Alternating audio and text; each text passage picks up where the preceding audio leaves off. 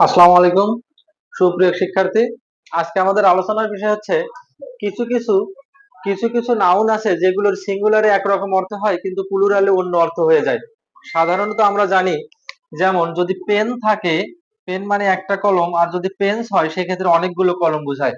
বুক থাকলে একটা বই, কিন্তু যখনই বুকস হয়ে যায় তখন অনেকগুলো বই হয়ে যায়। কিন্তু কিছু কিছু শব্দ আছে যেগুলোর ক্ষেত্রে সিঙ্গুলারে এক অর্থ হয় কিন্তু প্লুরালে গিয়ে অন্য অর্থ হয়। তেমনই এখানে কিছু শব্দ লেখা আছে, যেমন আর্ম থেকে আর্মস।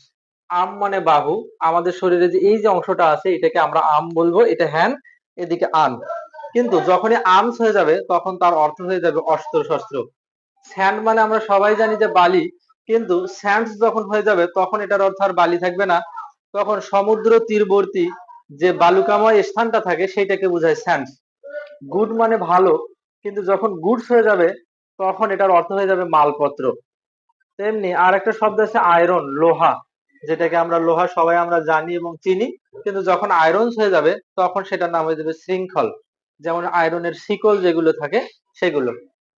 আর এয়ার মানে হচ্ছে বাতাস, আমরা সবাই জানি, কিন্তু যখন এয়ারস হয়ে যাবে তখন এর অর্থ হয়ে যাবে হাব ভাব। তাহলে আমাদের এরকম আরো অনেক শব্দ আছে যেগুলো আপনাদের বিভিন্ন বইয়ে যখন আপনারা খুঁজবেন নাউন অধ্যায়ে, সেখানে গিয়ে আপনারা এগুলো পাবেন।